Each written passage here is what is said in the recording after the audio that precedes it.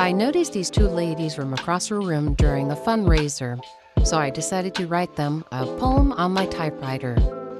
Stay tuned to read the full poem.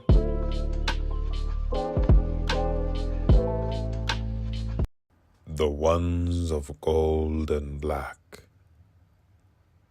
In the ember light they stand, golden crowns, curved and carved stone, black.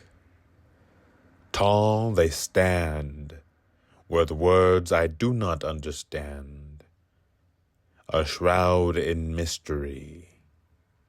What do they speak, these ladies in black?